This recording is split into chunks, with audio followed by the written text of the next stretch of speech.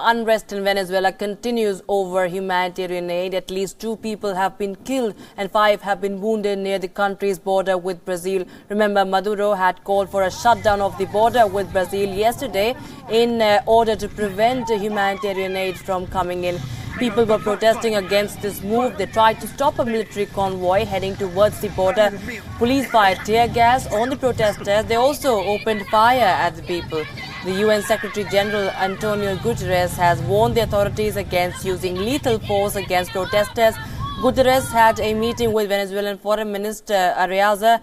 Guterres said that in a statement, he said, and I quote him here, the UN will continue to act in accordance with the humanitarian principles of humanity, neutrality, impartiality and independence, working with Venezuelan institutions to assist people in need, unquote.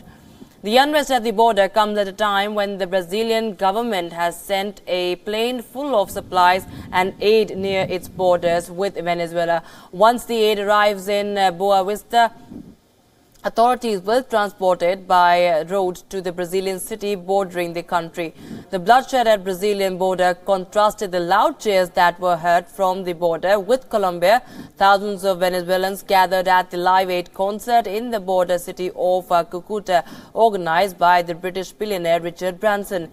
Branson, along with 35 other artists, is hoping to raise $100 million for food and medical aid.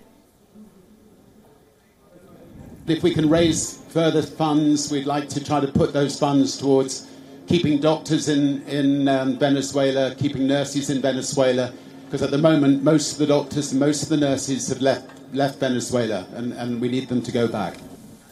Venezuela's opposition leader Juan Guaido also crossed the border to attend the concert. Guaido has vowed to personally ensure that the foreign aid reaches Venezuela. President Maduro organized a rival concert on the other hand, which began hours later. It is featuring Venezuelan and Cuban artists. Performances took place on a stage which had a backdrop with the words #Trump hands off Venezuela. Now, this event is set to go on till Sunday. Now, Maduro is staunchly rejecting U.S. food and supplies. However, the U.S. is stockpiling aid in Cucuta until it can be moved into the country. The second shipment from U.S. has also arrived in the city.